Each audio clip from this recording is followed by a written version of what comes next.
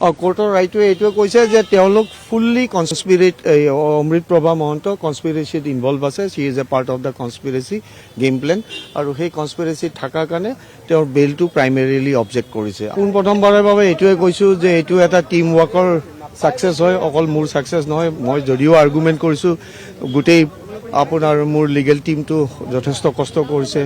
যিমানখিনি এনালিচিছ কৰিব লাগে, জাজমেণ্টছবিলাক ওলাইছে, সেইখিনি গোটেইখিনি ছাবমিট কৰিছোঁ। তাৰপিছত সঁচাই আৰু এটা কথা ইয়াতে উল্লেখ কৰিম যে পুলিচ ডিপাৰ্টমেণ্টৰ সহায় সুযোগ নহ'লে আজি এই সফলতা হয়তো ইমান সহজ নহ'লে হয়। তেওঁলোকে গোটেইখিনি ফিডবেক যেনেকুৱাই কৈছোঁ, যেতিয়াই সুধিছোঁ, সদায় আমাক ফিডবেকছবিলাক দি আছে আৰু সেই ফিডবেকছবিলাক দিয়াৰ কাৰণে আমি খুব ভালদৰে এই কেছটো আগবঢ়াই লৈ যাব সক্ষম হৈছোঁ। কোৰ্টৰ ৰায়টোৱে এইটোৱে কৈছে যে তেওঁলোক ফুল্লি কনস্পিৰেট অমৃত প্ৰভা মহন্ত কনস্পিৰেচিত ইনভলভ আছে। She is a part of the conspiracy game plan আৰু সেই কনস্পিৰেচিত থকাৰ কাৰণে তেওঁৰ বেইলটো প্ৰাইমেৰিলি অবজেক্ট কৰিছে। আমি অৰ্ডাৰটো এতিয়াও পোৱা নাই, কিন্তু যিটো এনেই গ্লিম্পছ এটা পাইছোঁ, সেই গ্লিম্পছখিনি পঢ়িহে আপোনালোকক এইখিনি জনাব পাৰিছোঁ। বাকী দুজনকো এইটোৱে কৈছে যে পইচাখিনি তেওঁলোকৰ জমা থোৱা আছিল, কিন্তু তেওঁলোকে বেয়া উদ্দেশ্যেৰে এই পইচাখিনি আত্মসাৎ কৰিবৰ কাৰণে যিহেতু ৰাখিছিল, সেইকাৰণে তেওঁলোকো এইটোত ইনভলভ আছে ফৰ ফাইনেন্সিয়েল বাংলিঙৰ কাৰণে, যিটো মিছ এপ্ৰপ্ৰিয়েশ্যন কোৱা বুলি কয়, ক্ৰিমিনেল ব্ৰিচ অফ ট্ৰাষ্ট কৰিছে। কাৰণ তেওঁলোকৰ এটা আমি গুৰুত্বপূৰ্ণ আৰ্গুমেণ্ট কৰিছিলোঁ যে তেওঁলোক যদি ইমান নিকাই আছিল, তেতিয়া তেওঁ ইমিডিয়েটলি ঘৰৰ মানুহক জনাব লাগিছিল যে জুবিন গাৰ্গে এইখিনি পইচা আমাৰ তাতে থৈছে, মেডাম কি কৰিম বা এইখিনি আপোনাৰ লগক দি দিওঁ। তেওঁলোকেতো একো কোৱা নাই, বহি আছিল। এইখিনিতো অনুসন্ধানতে ওলায়। তাৰমানে তেওঁলোকৰ ইণ্টেনশ্যনটো সদায় বেয়া আছিল। সেইমতে আৰ্গুমেণ্ট কৰা আছিল আৰু কোৰ্টে আপেল কৰিছে কাৰণে আমাৰ এইখিনি আজি ছাকচেছ পাইছোঁ। হয়, এতিয়া অহা 13 তাৰিখে এটা দিন ধাৰ্য কৰিছে, য'ত সেইদিনাখন আমি সেই পেটিশ্যনবিলাক হিয়াৰিংবিলাক কৰিম। আজি আকৌ 3খন নতুন পেটিশ্যন ফাইল কৰা হৈছে।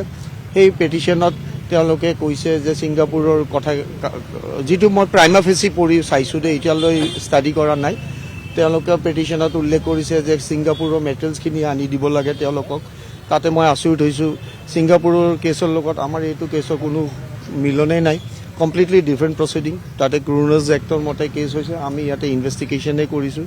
আৰু তেওঁলোকৰ ডিফেন্স কেছ আমি কিয় সজাই দিম? তেওঁলোকৰ দৰকাৰ হৈছে, তেওঁলোকে কল ফৰ কৰক, তেওঁলোকে আনক কপি। আমাৰতো ইয়াতে একো তেনেকুৱা ৰোল নাই বুলি মই বৰ্তমান ভাবিছোঁ। এতিয়া সেইখিনি আমি অহা তাৰিখত যেতিয়া অবজেকশ্যন ফাইল কৰিম, তাতে গোটেইখিনি উল্লেখ কৰিম। কোৰ্টে চালি জাৰি চাই যি অৰ্ডাৰ দিয়ে আমি সেই অৰ্ডাৰৰ মতে আগবাঢ়িম। মহাবীৰৰ ক্ষেত্ৰত আজি তেওঁলোকে প্ৰথমবাৰ সেই তেওঁৰ বিজনেছ পাৰ্টনাৰে আজি এখন অবজেকশ্যন দিছে। সেই বিজনেছ পাৰ্টনাৰৰ সেই পেটিশ্যনখন যিহেতু আমি চাব লাগিব, কাৰণ এখন পেটিশ্যন সদায় চাই মেলি আৰ্গুমেণ্ট কৰাটো উচিত হয় বুলি ভাবোঁ। কোৰ্টে পইণ্ট আউট কৰি দিওঁতে কোৰ্টে ক'লে ঠিক আছে, আমি দুইখন একেলগে অহা 16 তাৰিখে ল'ম। নহয়, তেওঁ এইখিনি সেই পইচা আত্মসাৎ কৰি কেনে জুবিনৰ পইচাখিনি তেওঁ লৈছে। এইখিনি যদি আমি সক্ষম হওঁ দেখাবলৈ যে জুবিনৰ পাব লগা প্ৰাপ্যৰ পৰা তেওঁ এইখিনি বনাইছে, তেতিয়াহ'লে এইখিনি ষ্টেটে কনফিস্কেট কৰি যি কৰে ষ্টেটৰ ওপৰত ডিপেণ্ড কৰিব। বৰ্তমান সেইখিনি আমাৰ মতে প্ৰচিড অফ ক্ৰাইমছ হয় আৰু মাৰাৰ উদ্দেশ্যও সেই চব আছিল। সেইকাৰণে সেইখিনি এটেচ কৰা হৈছে আৰু লিগেলি লফুলি কৰা হৈছে। এতিয়া চব কোৰ্টটো সদায় দুই পক্ষৰ। কোৰ্টে আছামীৰ উকিলকো শুনিব, প্ৰচিকিউশ্যনৰ উকিলকো শুনিব, তাৰপিছত যিটো ৰায়দান দিব আমি সেইমতে মানি চলিম। সেইটো 16 তাৰিখে দিলে, 16 ফেব্ৰুৱাৰী। 13 তাৰিখে মেইন কেছটোৰ পেটিশ্যন হিয়াৰিংছবিলাক আছে আৰু।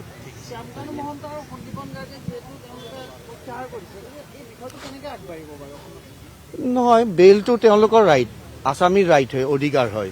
এতিয়া আছামীয়ে কিবা ষ্ট্ৰেটেজিকেলিও ভাবে যে ফাইল কৰাৰ পিছত যে কৰিবৰ কাৰণে ক্লাইণ্টে ইনষ্ট্ৰাকশ্যন দিছে উকিলক যে আমাৰ এইখন আগবঢ়াব নালাগে। তেওঁলোকে কি ভাবিছেতো আমি ক'ব নোৱাৰিম, কিন্তু তেওঁলোকে যিটো গ্ৰাউণ্ড দিছে কিবা গ্ৰহণযোগ্য গ্ৰাউণ্ড যেন নালাগে।